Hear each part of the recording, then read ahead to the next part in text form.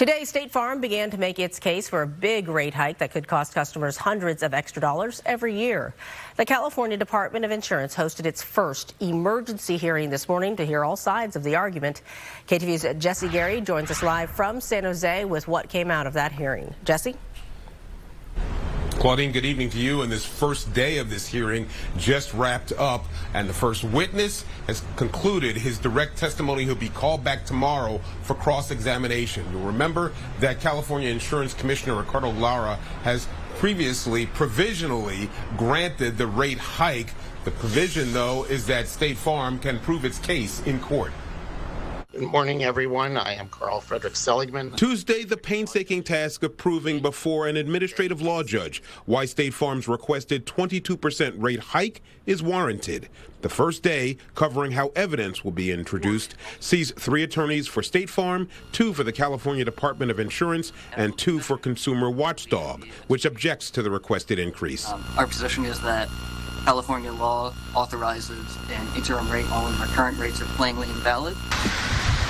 State Farm has said requested rate hikes are needed to keep the company solvent after paying disaster claims. Its witness, Dr. David Appel, an economist with 40 years industry experience, referenced financial pages showing State Farm is hemorrhaging money the past decade. All the numbers in red or in brackets are losses. One of the key issues addressed and described in the stipulation is State Farm's financial condition, and in particular as it relates to the risk of an imminent financial strength ratings downgrade.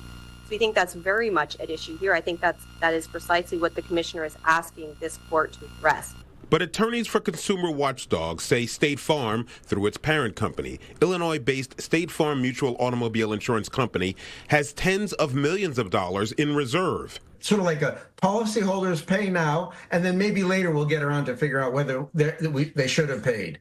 And that's not fair. That's not what the law requires. Consumer Watchdog founder Harvey Rosenfield says each State Farm customer could see a $600 a year increase in their homeowner's premium. It's tough, especially right now with everything getting more expensive. State Farm warns if its request isn't granted, it may not continue doing business in California, forcing 1/5 of homeowners to find another provider. All of these hundreds of thousands of people might have to go out and get other insurance, and that may not be available. And the point here is to keep insurance available in California. They took billions out of California over the last 20 years. They need to put some billions back in. Day 2 starts tomorrow, 10 o'clock in the morning. Dr. Appel will be back on the stand, this time for cross-examination. And if you're wondering about Commissioner Lara, he is not at the hearing because that's not his place. The judge will listen to all the arguments and then issue an opinion, send that over to the commissioner. It's up to the commissioner to either follow that opinion or he can come up with a ruling all on his own.